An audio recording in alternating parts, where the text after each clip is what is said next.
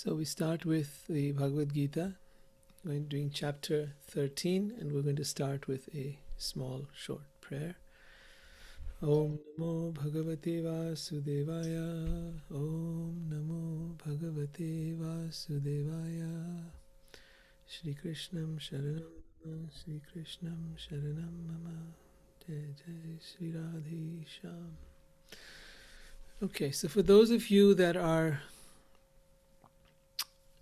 I think all of you have been here for a while, so I don't think I need to introduce the Bhagavad Gita. But in case someone's new out here, I'd like you to know that the Bhagavad Gita probably forms the deepest foundation for spirituality for someone who's a seeker, someone who wants to understand the nature of, I guess reality might be the word to use. Most people think that reality is the world we see around us. But this chapter of the Bhagavad Gita really breaks it down in a different way. So let's understand what is the nature of reality. Because once you understand that, then everything turns around. You begin to see everything differently. So the chapter we're on is chapter number 13, text number 13. And in this, Krishna starts off by saying, I shall now explain the knowable, knowing which you will taste the eternal. This is beginningless, and it is subordinate to me. It is called Brahman, the spirit, and it lies beyond the cause and effect of this material world. So interesting. I shall now explain the knowable, knowing which you will taste the eternal. Most people think that the world, this world, is, well, the Indian spiritualists would say it's Maya, it's an illusion. Most other religions would think that you'd only find God in heaven. But Krishna is saying something very different here. He's saying, I shall explain the knowable. That means the known world, right? What you know, right? The stuff that you come across, the world around you. Knowing which you will taste the eternal. So that means somewhere in the known world lies the eternal. Also known as Brahman, spirit, the beginningless. And this eternal thing, he says, is subordinate to him. And it lies beyond cause and effect of this material world. So in other words, there is something in this world that is beyond this world. There is something in this world that lies beyond the cause and effect of the world. Like the world, everything is cause and effect, right? Action, reaction. And yet there is something in this world that is beyond that. Now, he's not talking about some soul out here. He's not talking about something like that, you might have thought. But he's talking about the world as a whole. So what is it in the world that is beginningless? What is it in the world that is beyond cause and effect of this world? What is it in the world that, knowing which you will taste the eternal? I have a question for all of you. Would anyone like to answer? What is it? Right here, in this world. What is in the world but not of the world? Love, divine love. What is love? What is divine love? See, we have these terms, but let's get clear what they are. What is just something that you feel? Something you feel. So there's something you can feel which is in this world, not of this world, which you call love and divine love. All right, fine, fair enough. So do you think maybe though he's talking about himself? Yes, he is. He is. He's talking about Brahman. Brahman is the energy of God. Yeah. Right?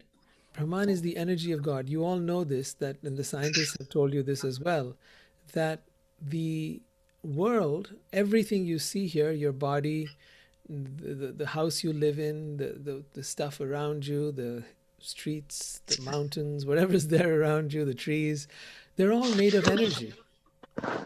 That energy of which everything is made In Sanskrit, that is referred to as Brahman or spirit. That spirit is not the same as heat energy or electric energy. It is not the same as light energy. It is very different. You can experience it, as someone said, you can experience love. Yes, you can. You can experience it in a very deeply relaxed meditative state. In that state, you go out of your mind and out of your senses, and you experience this other layer of, which actually is the underlying layer. I wouldn't call it the other layer of reality, but the underlying layer of reality, the foundation on which this reality is built. So once you get to know that, you understand, well, what is this? What is this energy? Like, scientists never go beyond the question that this is energy.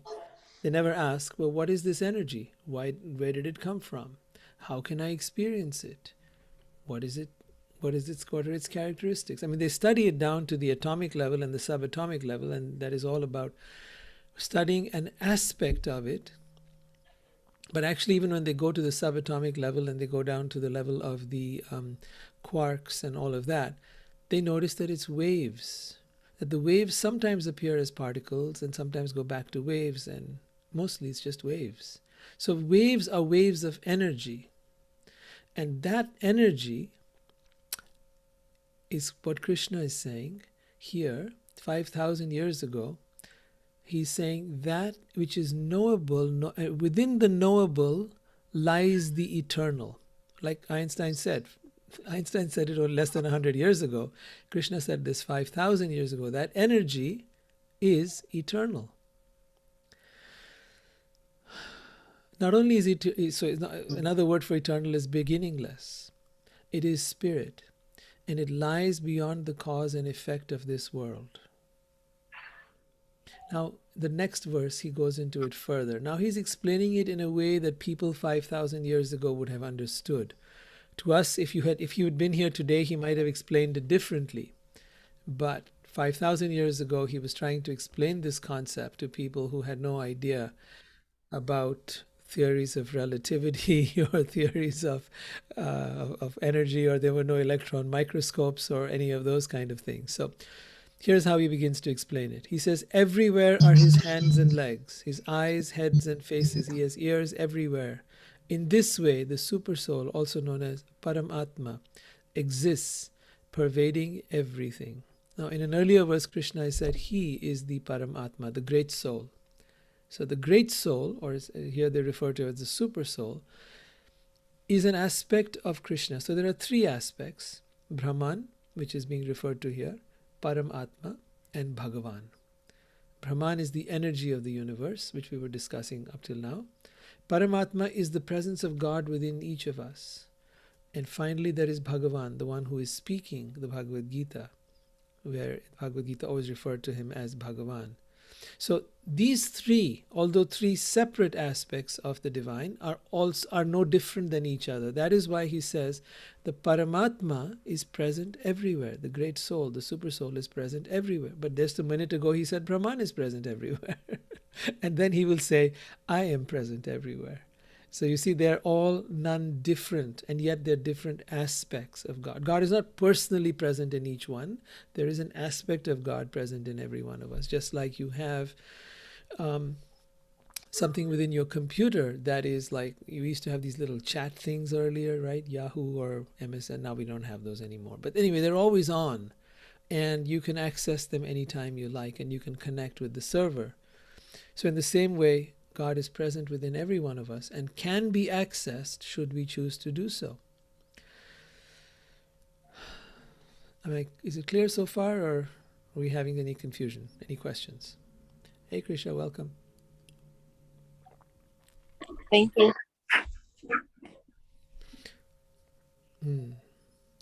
So the Paramatma, the Supersoul, is the original source of all senses, yet he is without senses. He is unattached, although he is the maintainer of all living beings. He transcends the modes of nature, and yet at the same time he is the master of the modes of material nature. So what he's saying here is that although everything comes from this energy, from this Paramatma, from the Brahman, yet it has none of that. Although matter comes out of it, although your senses come out of it, yet it is not material. Yet it has no senses. Although everything comes, although unattached, he is the maintainer. Although this energy maintains all living entities, yet it is unattached to them. It is not attached to whether things work out great in your life or they don't work out great in your life, if you were born one way or another. No, it's not involved with it. The energy itself does not take sides. So a lot of times people think, God, why was I born with one leg? Or why was I born with this sickness? Or why was I born in poverty? And why is someone else born with a silver spoon in their mouth? And somebody else might ask, well, why did this terrible accident happen to me? And why did this, horrible rape, murder, abuse happen in my family or my life or And God, why, God, are you letting all this happen in my life? And please stop, help me. If you understand this one verse, he's saying he's unattached. The energy is the energy. Now, it will take different forms, it will take different shapes. How will it take different shapes? How will it take different forms? Why will it do that? Because we have an impact on this energy. When scientists have observed the particles and the waves, right? They have observed that when you observe it, it shifts, it changes, it responds to that which is observing it. So the observed and the observer. Most of the time we're wondering, okay, what do you mean by that? Like I am impacting the world around me? You bet you are. Your thoughts are impacting the world around you. Your consciousness, your emotions are all affecting the world around you. They're affecting your body. They're affecting every molecule of your body. How your emotions affect your health, affect your well-being, how quickly you recover, how well you digest, how everything functions in your body. Your thoughts affect what starts showing up in your life. You start believing that the world is full of cheaters, and so it is. You start believing that life is hard. Well, it is. And I started believing that life was easy. It became easy. I told myself, no, my mind wanted to think it's easy, it's hard. My mind wanted to think it's a struggle. I said, nope. I decided on a different course. I had some things that happened, backstory. Backstory was trying to meditate for a long time and it wasn't happening, and I tried hard and I failed. And one day I was driving down this road, middle of the night, and suddenly my mind goes into a meditative state for the first time in my life, and I was like, what? I didn't do anything. Am I struggling too hard? Is life actually easier than I think it is? So let me do an experiment. Let me try. What if life was easier than I think it is? What if I don't have to struggle? After all, they've all been saying that. Christ said it in the Bible. Krishna says it in the Gita. Everywhere is this statement.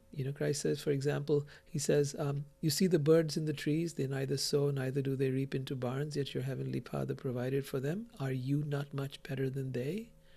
So, is he trying to tell me that we're just getting stressed and tense and anxious for no reason? Yeah, that's the message. So what should I do? Oh, relax. Trust. Start to learn how the ways of the world, this energy moves. Start to ride its waves rather than try to force the waves to succumb to your whim and fancy.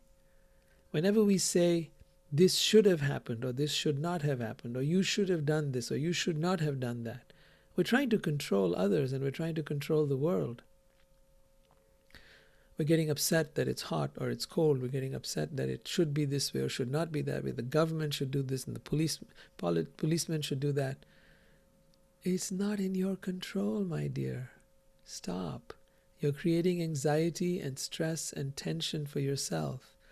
And that is affecting your mental state, your health, right? There's a guy right now who got all carried away with that, came out with a machine gun in the street, started shooting away at people, is in jail now. It had a direct effect. All his thinking led him to that.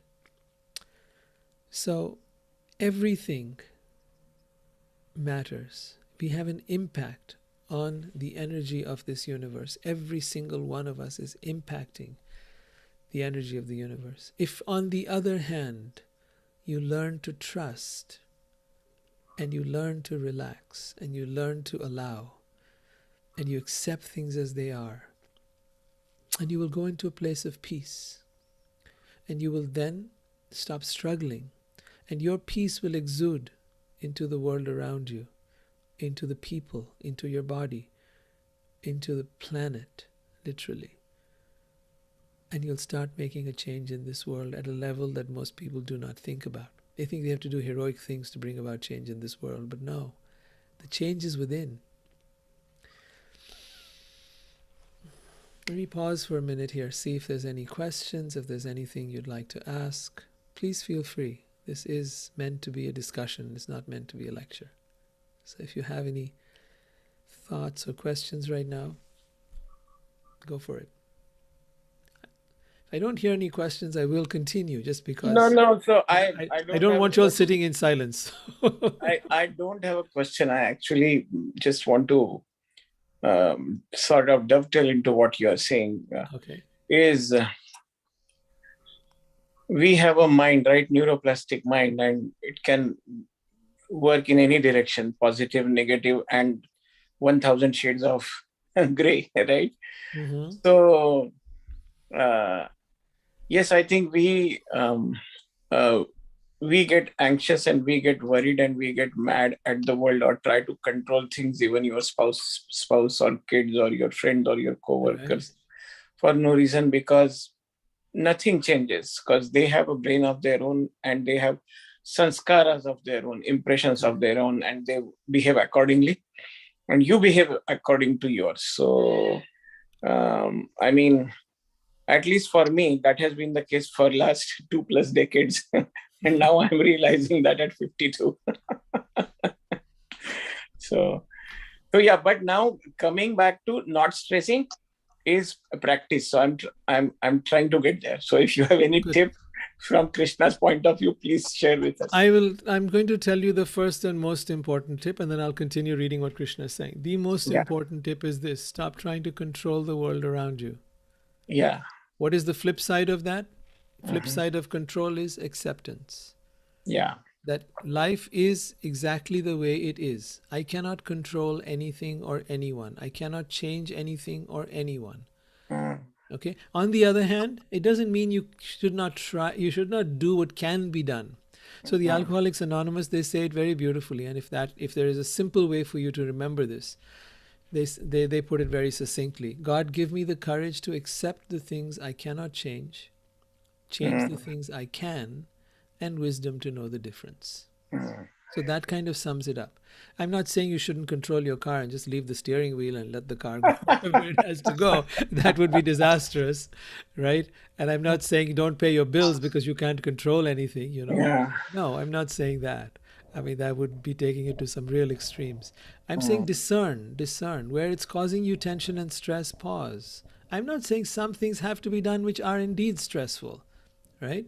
I've got to pay my taxes and I've got to dig out papers for a whole year and figure things out. It's stressful, but there's no getting around it, right? What do you do? But you want to minimize that. You want to become very aware of what causes stress and what doesn't. So if I'm in an altercation with someone, in an argument or a discussion with someone, it invariably comes out to, I want to be right. I want you to hear me. Yeah. One of the most favorite lines we have in today's time is, I want to be heard. I want my truth. I want to speak my truth. Hello, you don't know the truth. You don't know any truth. I don't know the truth. You don't know the truth. Nobody knows the truth. Yeah. The truth that you're speaking of, which anybody might speak of, when they want to speak their so-called truth is the truth of their ego, what their ego figured out, what their ego thought. But whatever you think is not the truth. The truth is beyond, hear this very carefully, the truth is beyond thinking. The truth has nothing to do with thinking.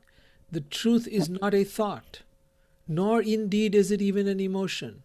It goes beyond the world of thought and emotion. Wow. So that is referred to in the Bhagavatam refers to it as Param Satyam, the highest truth. It says the highest truth is reality distinguished from illusion for the benefit of all. So meaning that truth, that eternal truth, that Param Satyam, that eternal truth, firstly, it is true for all times. It is not true only for this time, it is true for all times. And second, it is in the benefit of all living entities. So when you find something of that nature that is eternally true, that does not change with time, and which is in the benefit of all living entities, then you have come across the truth. Till then, it's just your ego talking. Yeah. And that might be a great way to help discern that. So when you get into a fight or an argument, when you get into any kind of altercation with anybody, just remember this. Remember that you are not right. What you're speaking is not the truth. It's something your ego made up. Okay, you can make your point. You may have a like or a preference, and that's all right to talk about it. It's even okay to negotiate it, but don't get stuck on it. That's the problem. The problem is not that you have thoughts. The problem is that you believe your thoughts. The problem is that you get stuck with your thoughts. It's natural to have thoughts. We all have thoughts. I'm not beyond thoughts. You're not beyond thoughts, right? But the question is, when I get attached to my thoughts and now I argue and fight and break up relationships or do whatever else I do because of my thoughts, then I have become enslaved by them. I am now being controlled by my thought. So when I set out to control the world, in fact, I am being controlled by my thoughts. Do you understand? Yeah. I set out to control, but in fact, I am being controlled by a force that I do not see, but that force sits in my head, and that force makes me believe that whatever it is telling me is in fact the truth and is right, and that is utter nonsense. And that doesn't apply to just one person, it applies to all people. Yeah. Okay, so it's universal in nature. So that would be the end of all conflict if we could understand this point. Yeah. Thank you so much. Yeah. And that applies from one religion to another. That applies, I can tell you this, and I can tell you Krishna says this, but if I begin to argue Krishna's word against anybody else's word, then I'm being a fool. Because that is not the intent. I am not God, and the only truth is God. So not even the words, because the words cannot, I'm understanding them through my logical mind. Right. Right? So if I argue these words with another who's got their book, let's say Quran, Bible, this, that, whatever, Torah, and we start arguing, then we're nowhere. Of course, we can tease each other and play and talk in that sense, but not to get fixated to the point of mine is better than yours, or not to the point where we feel that we have to somehow insult each other or hurt each other or kill each other. It's gone over the centuries. No, that is ridiculous. All right, let's come back to the Bhagavad Gita. Thank you, though. Thank you. Welcome. Chapter 13, text number 16. The supreme truth exists outside and inside of all living beings, the moving and the non-moving. Because he is subtle, he is beyond the power of the material senses to see or know. Although far away, he is also near to all. Oh, this one gives me the shakes. Bahir antascha bhutanam acharam charam evacha suksham matvat tad avigyeyam durastham chantike chata. Which means that the supreme truth of God exists outside and inside of all living entities. In other words, permeates the entire universe, while at the same time existing outside of the universe. Okay? I'm just going to mute. Yeah. So the the supreme truth or God exists outside of the universe as a being or entity or light, however you want to conceive of that, because all of those versions are correct and true, but at the same time exists within everything in the universe. He is beyond the power of the material senses to see or know, and although far, far away, he is also near to all. Although the Paramatma, the Super Soul, appears to be divided among all beings, he is never divided. So we think that God is present in me and is present in you and is present in everyone else, so that God must be divided into 7.5 billion gods. No, he's saying that although the Paramatma, the Super Soul, the presence of God is in every single one of us, although it appears that he is divided among all beings, yet he is never divided. He is situated as one. Although he is the maintainer of every living entity, he is understood. It is to be understood that he devours and develops all. So let me go over this. Someone gave the example once of a container like a pot that had many holes in it. The light in that container was one, the holes were many, and that through those holes the light was coming out. Perhaps that's a very simple and crude way to explain how God is situated as one, yet present in every one of us. I think there could be more sophisticated ways to explain that, but I'll wait for something to show up where I can figure that out. But it doesn't mean at the same time, as many would like to say, that I'm God, you're God, we're all God. It is said, Tat Tvam Asi. This is a statement in the Vedanta Sutra. Tat Tvam Asi, you are that. And many people therefore say, you are that means you are God. It's a very alluring interpretation. You are that. You are everything that you will come across in the spiritual teachings, you will find falls into a very simple category. It is and it is not. Whatever you think, it is and it is not. Now you'll say, well, why do they talk like that? Why does Krishna say if you read everything he's saying here, right? All exists outside and inside of all living beings. He's moving and non-moving, right? He is far away and yet he's near to all. Everything seems to be in this utter contradiction. Why is it talking in contradictions? In fact, if you look at it, the Upanishads, it also talks like this. If you read you read someone like Rumi's poetry, he's always talking in contradictions like this. Why? What is the meaning of this? There's a reason. There is a very profound reason. The reason is that understanding spirituality is not a straight line, linear, logical piece of thought, just as understanding poetry is not linear. You cannot understand poetry in a linear way. You cannot understand emotions in a linear way. And you cannot understand God in a linear way or a logical way. Logic is not the ultimate tool that we have. It's been praised a lot in our schools and in our everywhere around us. Logic reigns paramount as the greatest form of information and knowledge, but it is not. Logic tells you about a very inferior world. The more subtle things begin to get revealed through emotion, and then you go beyond emotion. And then there is another dimension altogether, and that is the place of energy, where you begin to sense energies. And then you go beyond that even, and you begin to sense, you begin to come in touch with spirit.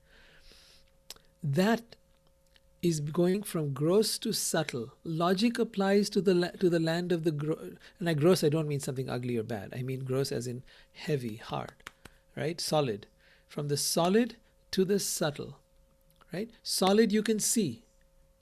But as it gets more subtle, water, you can see less of it. It's mostly clear. And you get even more subtle, you come to air. You can barely see it. Unless there's a fog in there or smog or something like that. But otherwise, you cannot see. Those are particles floating in it. But as such, you cannot see air.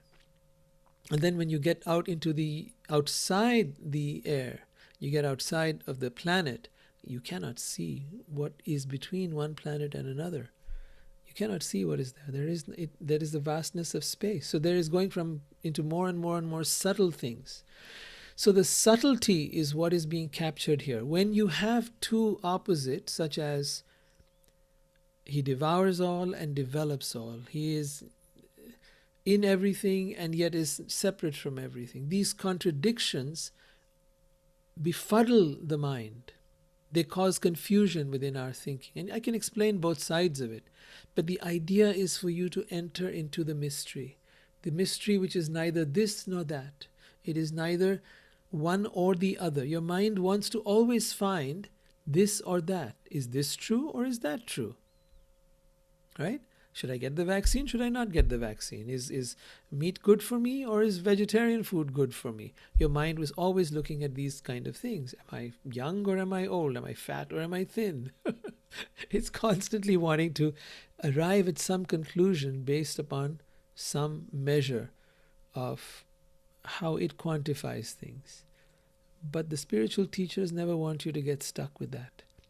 They will always present to you contradictions. You see the teachers of the Tao and the teachers of Zen, they're always talking in contradictions,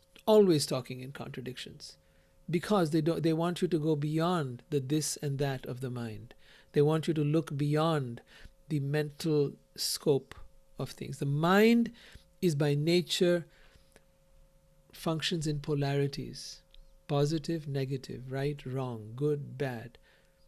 And as long as you are talking in polarities, you say, oh, this is bad thing, this is a right thing, this is a wrong thing, this is evil, this is saintly, you are still in your head. Any religion that is teaching that, any person that is teaching that, they're in their head. They're in the dualistic concept of life.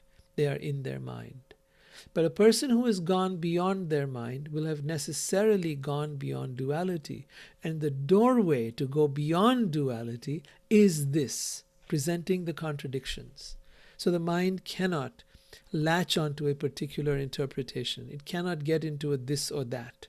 It now is left free to roam into the vastness of possibilities. It now becomes a traveler into the adventure of the universe. And that's where we're being invited to go.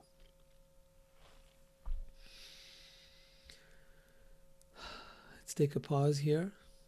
Anyone care to comment or share anything? Or question anything? No, just when you start talking, I just see the if you so I may take 30-40 seconds to explain what I'm saying, right? But something I realized just now. So our friends who are either atheists or who do not believe in God, or they find this idea a little bit not in their realm of thought process, right? So they say, okay, if God created this world, he says one thing and he says another thing also. That is one. Some school of thought say, we don't want vagueness. These are just commandments, follow them. But what you just told us, for example, Rumi, and then Zen teachers, Tao teachers, they talk from one perspective, they talk from another perspective, which are contradictory. But their intent is that you go beyond it. I never understood that. Today it hit me, actually. Thank you. Yeah. It is a mystery, and I had often wondered about it myself, and it became clear at some point. I mean, let's continue. But Rohitji, I still have a question. You can answer it today, tomorrow, whenever. So we have to go beyond this, right? But millions and millions of people claim I started believing in God and it fixed my life, it fixed my problems, it fixed my relationships and everything else. So someday I want to understand that concept from you, because I believe in God and God doesn't fix my problem. But if Rohitji starts believing in God one day, everything works for him. How is that? No, the problem... Yeah. God never fixed my problems either. So we're on the same boat, don't worry. I don't think God ever fixed anybody's problems. Everybody's problems do find their resolution in time. Sometimes something miraculous can happen, but I'll tell you, when something miraculous happens, the person has been in a very intense state of prayer and meditation, of intention, very focused mind. It is that that brings about the change. God is not partial from one person to another. God is not taking anyone's side. Oh, I will heal your baby who is sick, but I will not heal the other person's baby who is sick. Both went and prayed in church, and we had one person's baby was saved, but the other one's died. God is not partial here. What saved the baby is the intense prayer of one. And sometimes it didn't work. Maybe your intensity, you thought you're being in. I cannot explain how this stuff works. I can try to give you some sense of it, that there is something we have, this ability to focus our mind, which shifts the universe, which shifts reality. However, I don't think I'm a master at changing the reality of the universe. That's not been my specialty. There are people whom I think are, that they've really specialized in being able to focus their mind to such a degree that they have attracted immense wealth, or they have attracted immense, or brought about the healing of something or someone. Yes, I even see that in certain practices where that is used as a healing tool. The point is that each one to their own. For me, it was not a searching for how to manipulate the universe. It was an understanding of how can I connect with God. So that to me is the greatest wealth of all, and that is the one. I don't care what suffering happens here. It happens. It doesn't matter. That's the nature of this world. What I'm interested in is the thing that is priceless, the thing that is beyond all, that is beyond all that this world has to offer. Once you have understood that, knowing that there is nothing further to be known. That's what Krishna says in the Gita. Knowing this, there is nothing further to be known. And upon attaining this, he will know no greater gain. Okay, I'll continue. He is the source of light in all luminous objects. He is by the way, the term he is simply translation. The term he is not necessarily even used out here. That's just the translation and the translator who put it that way. So if anyone has any issue with that, yeah. He is the source of light in all luminous objects. He is beyond the darkness of matter and is unmanifest. He is knowledge. He is the object of knowledge. He is the goal of knowledge. He is situated in everyone's heart. So let's go over this again. He is the source of light in all luminous objects. The sun has light. The scientists tell us it's because there is fusion going on the sun of hydrogen and various other chemicals, and therefore that is generating light. Perhaps. We don't know. What we do know is that even if there is fusion and even if all that is going on, why is it producing light? We don't have answers to those questions. And why is that light sustained over so many millions of years? And why is that light reaching us in the way it is reaching us? I'm not going to try to even attempt to answer that question. But what it is claiming here is that he is the source of light in all luminous objects. He is beyond the darkness of matter and is unmanifest. So that's another important observation here. That matter is by nature dark. This earth is by nature dark. This universe is by nature dark. If there was no sun, it would all be darkness. There would be nothing. And no life would survive out here. It is only the presence of the sun that makes everything light up. No sun, no life. Right? Why is the sun in the middle where all the planets are revolving around, and then that same sun is the source of light, which is sending out light to all other planets?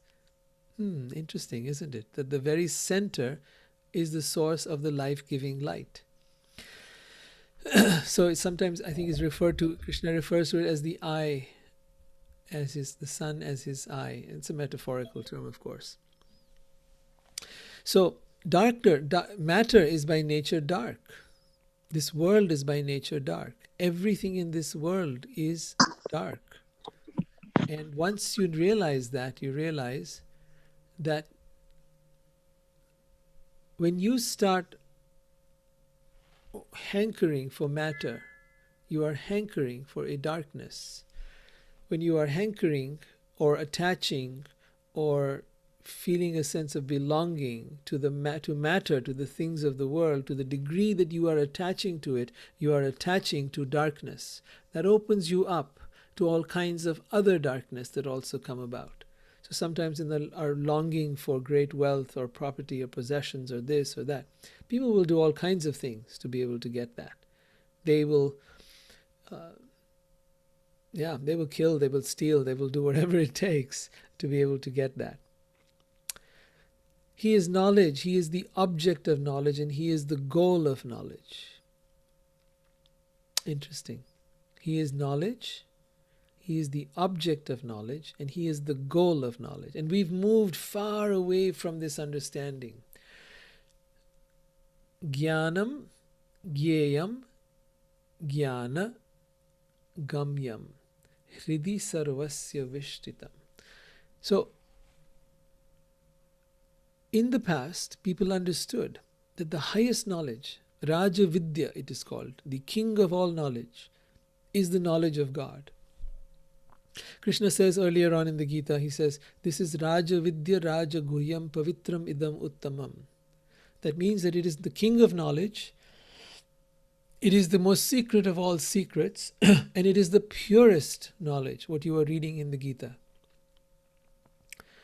Why so? Because through this knowledge is God to be known. There are many books that tell you about God, but never in such extensive depth about the nature of God. There are things in here that you will not find anywhere else. And there are things elsewhere you will not find here either. I'm not going to doubt that. So he is knowledge, but what he's trying to say here is, we have been pursuing knowledge of this world, knowledge of matter, knowledge of darkness. And we have forgotten that the real point of knowledge is the knowledge of God. And once you understand that knowledge, once you have that understanding, then you have understood the most important thing that is to be understood in this world. Now he says, and that which you wish to understand is not far away, is not a mystery. He is situated in everyone's heart. Hridi sarvasya vishtitam. Hridi, hriday means the heart. Sarvasya means all. He is in everyone's heart. Right? And therefore to know God is a matter of tuning in, becoming connected with your heart. You will never know God through your head. You will always know God through your heart. Why? Because he is situated in your heart. Do you get it? You will never know God with your intellect. You will never know God with buddhi, gyan.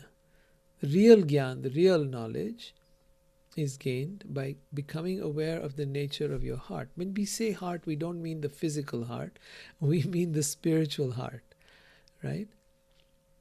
And in that heart, when you drop down from your head into your heart, you will find there is compassion here, there is acceptance here, there is love here, there is all the qualities you would like to have, which are not to be found in the egoic mind. Those qualities lie in the heart. And so if you really want to cultivate the highest level of human existence, tune into your heart more and more. Listen to your heart more and more. Listen to your heart means be quiet, be still. Don't get into the desires of your heart. That desiring mind, that is the mind again. The things you want, the things you long for, that is still your mind. Some people think, oh, my heart wants ice cream. My heart wants to be with this person. Maybe. But go beyond your desires. To really listen to your heart, you have to go beyond desire. When desire is clouding your heart, it is like wearing red sunglasses that are clouding your vision with red and making everything look red. So you must remove the layers of thought, the layers of desire, the layers of emotion, and come into the pure heart. In the pure heart you will find stillness and you will find God. And there You will find everything that needs to be known. Be still and know that I am God. In stillness you will experience God. In stillness you will find God. You will not find him in your head. You will not find him in the world. You will not find... He is there, but you will not see him. You will not experience him. Krishna continues, thus the field of activity is the body. Knowledge and the knowable have been summarily described by me. Only one who is devoted to me can understand this thoroughly and thus attain my nature. It's very interesting that he says this term, attain my nature. Mat bhavaya upadyate. Bhavaya, my bhav, my nature, my vibration, my frequency, my bhav. You will attain the nature of God by doing what?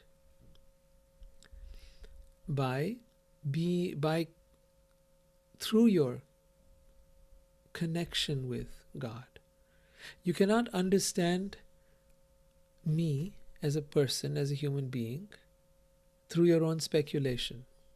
You cannot understand anyone. Like if I'm sitting and talking to somebody, I cannot know what they are thinking.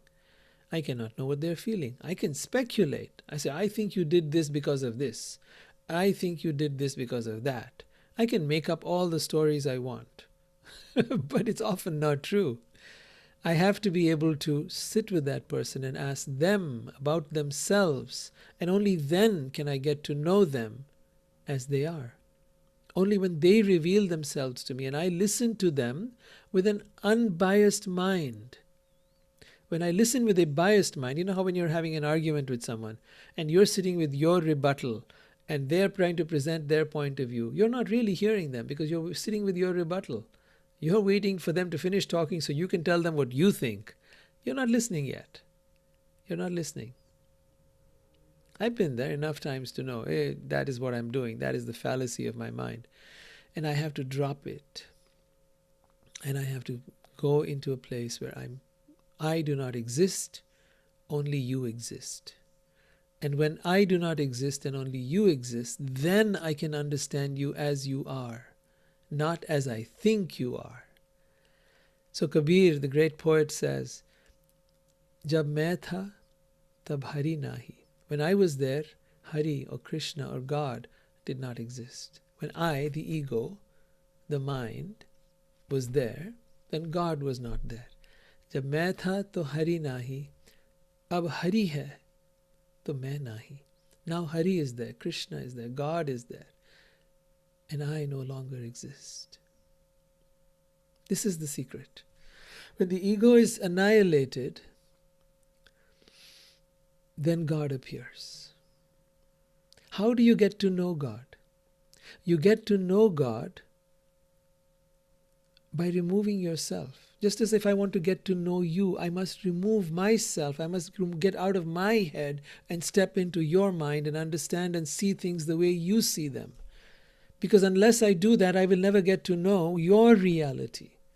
If I want to get to know God, I have to do the same thing. I have to get out of my head, my conception of what I think God is, get out of the book that I've been reading, get out of whatever it is that I've heard, whatever that I know, and I have to step into the mind of God. How do I do that?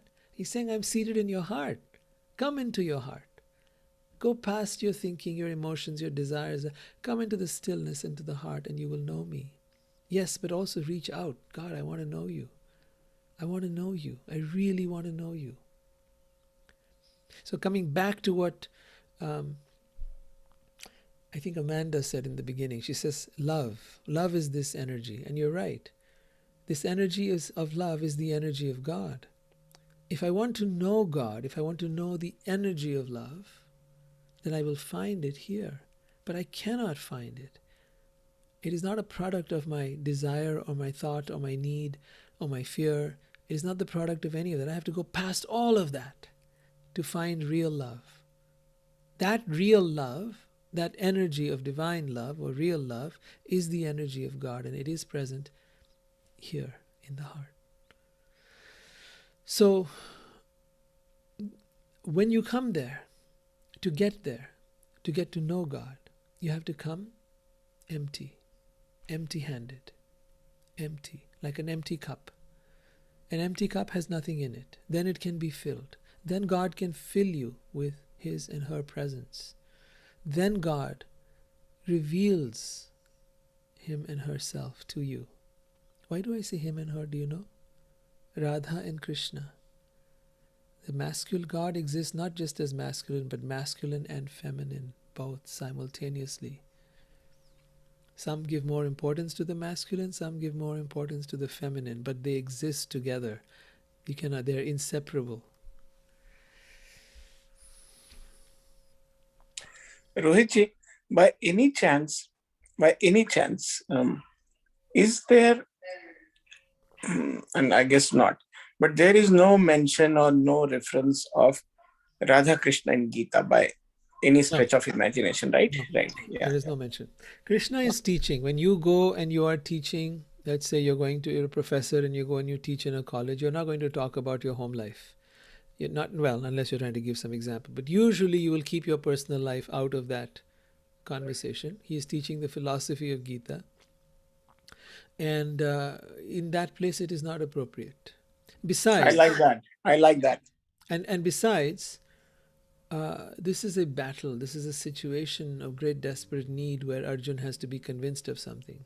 Secondly, at the stage of life Krishna is, he has moved away from Vrindavan and from all of that. And so he doesn't really, it's now something deep, like a deep pain in his heart, the whole memory of Radha and all that they had. But in the eternal spiritual world, Radha and Krishna, the masculine and feminine energies of God, are always together as one. It is only in this world that there is a separation. That is, when they come here, they separate for a period of about 100 years. That is a long story to go into. There is a curse and so on and so forth. These are Leela stories. But otherwise they are inseparable. And those who know Krishna best will tell you this. Krishna is a worshipper of Radha, of his beloved. Wow. And as such, yes, you will see massaging her feet, combing her hair. You will see beautiful scenes like that. And you will see that he is besotted with love. And in that love affair lies the greatest romance of all. So, but that is something that is only revealed to those who are very, very deeply intimate. This is not, one doesn't reveal one's home affairs to the world. Those things are revealed only to intimate friends, only to the closest of people. Only they get to know. So, right, we're at almost at 8 o'clock. Are there any questions? I'd like to open it up for other people. There's been a lot of folks here, and some of you are new, coming for the first time. Perhaps you have some questions. Perhaps you've been thinking of something. Is there anything on your mind? Let me go over your names. Let's see if it helps you come out. Alex, if you have any questions, it's your first time. Amanda. Mariah. Neha. Rima. Nobody. Swati.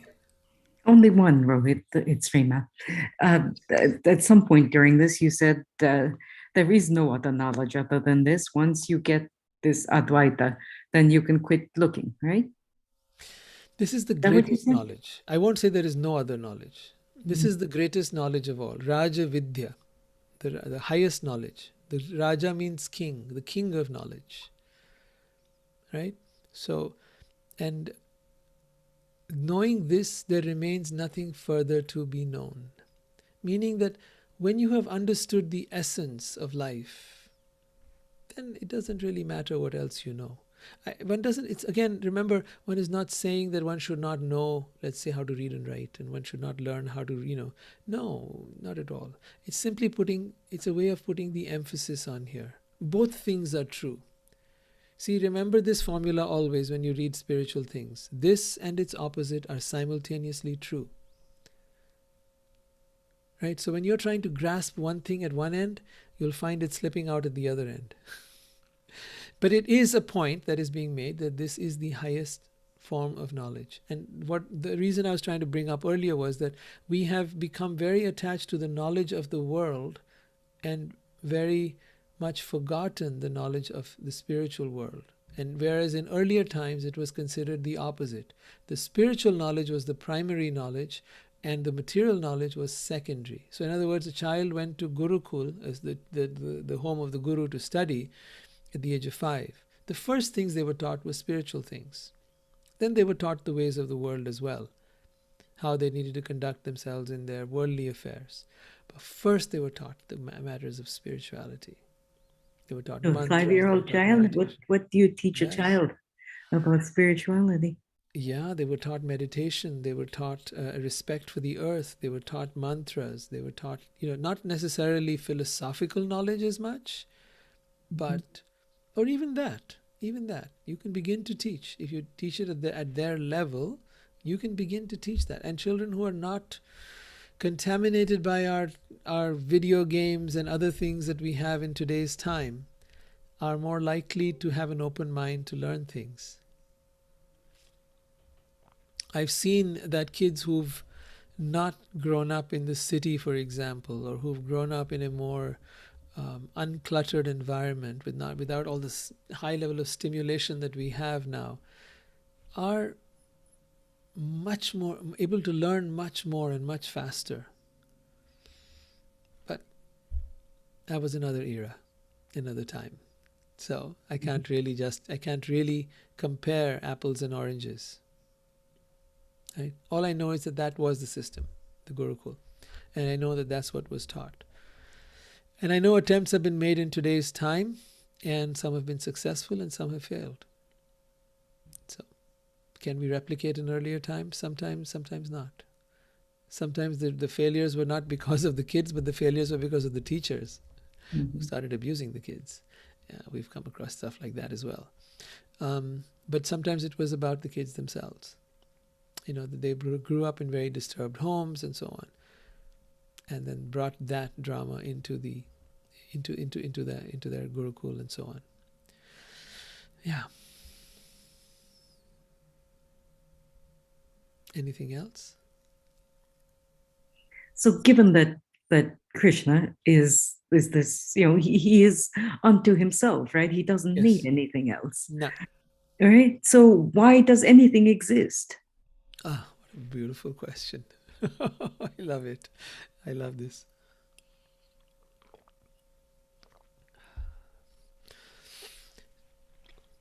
There's something about God is that he likes all of this. So, Srishti, that is the creation, has always existed with the Creator. Krishna says in the beginning of the Gita, never was there a time when I did not exist, nor you, nor all these kings, and never in the future shall any of us ever cease to be. If you read over here right now, he says Brahman is, let me read the exact thing, beginningless. Here again he is saying that. It is knowing which you will taste the eternal. Right? So, it is the nature of God to be one and many. It is the nature of God to be one, as in that is to be as God, and then yet to manifest as many beings. Right? So think of the ocean. Ocean is one, and yet it has all these waves, and it has all these beaches where it lands. Right? So the same ocean, but in so many different places, in so many different forms, and everywhere waves coming and going. So what we call time is like a wave that rises and falls. What we call birth and death is like a wave that rises and falls. With the rising of the wave, one is born, reaches maturity, and with the collapse of that same wave, one dies. We are simply a wave on the ocean of God. We exist for a moment in time. This 100 years that we live is a flash. Here today, gone tomorrow. Therefore, since that is the case, one must ask, what is the reason for existence, and how can I get to go beyond this cycle of birth and death, this rising and falling, this becoming a wave. How can I become part of the ocean itself and no longer a part of the wave? Either way, you are connected with God. You are either way you're going to be part of this. But you're either going to be in the depth of the ocean or you're going to be a wave on the edge of the ocean. Right? And you're at the edge of the ocean, there is high drama. That's where the waves come. Sometimes big waves, sometimes tidal waves. and sometimes, and when you go to the ocean, it's just this deep, deep, deep, deep, deep underworld. Right? So the depths to which a devotee goes who is in love with God or who is meditating on God, either path, the depths of that are inconceivably vast. But once you have gone there, there is no coming back to these waves of the world. Therefore Krishna says, one who returns to my world never returns to this temporary world again. Right? Because once you have gone into that zone, into that area, there's no coming back into this world of suffering, really.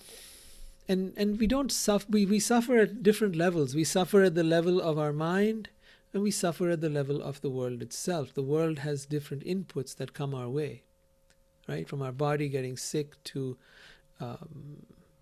things happening, losses and gains and what have you. And then we suffer at the level of the mind. So it's compounded at the level of the mind. It's bad enough that the world has so much upheaval. But then you have a mind that takes that upheaval and magnifies it, turns it into worry, turns it into anxiety, turns it into all kinds of things. And so therefore we have to, at least, we cannot manage the world, but we can manage our minds. And that's where we need to begin.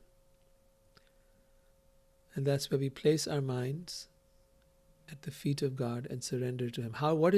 We started off the beginning of this talk with control, trying to control the world. What is the opposite of control? It is surrender. It is surrendering control. What does that mean? Placing yourself, trusting God and placing yourself in His hands, regardless of the ups and downs of the world. Then you have entered a boat which can ride the ups and downs of the world. Right? You have got yourself a lifeline. The ups and downs of the world will continue. Be clear about that. But you now have a boat. And that boat will take you past the ups and downs of the world and eventually bring you to the depth of the ocean. The place where you can dive deep in and completely immerse yourself in God. That is the goal of our spirituality, is to, some will say, become one with God, and others, we would say, to become in love with God. We're coming to the end. Let me see if there's anyone else who's got anything else to ask, or we'll end up here. Last chance. I'm just, both those of you that have asked questions, just pause. I'm trying to give a chance to anyone else who's got a last question. Got 10 seconds, guys. Okay, nothing. Back to Rima and Somesh. You got a last chance. Either you has a last question. No, I liked Rimaji's question and your answer to that. Okay. Yeah, and I have not asked questions today, but my point is, see, when you grow up with certain, let's say I was grown up as a Sanatani or Hindu, and I have been hearing these stories as a child, and then I got into my professional life. I wanted to prove myself. I came from my Janma Bhumi to my Karma Bhumi. During those 15, 20, 30 years, I had kind of lost touch with where I came from or where I belong or my spirituality. But since I started attending your session through Swati, I am hearing those things again and getting the depth of it a little bit more and getting to learn more and more things. So that, I think, is making, I don't want to say making me profound, but it is making me think in a very nice, positive and calm way. So thank you. Yeah. Thank you. I'm so glad that you're here and that it's giving you a lot of good input.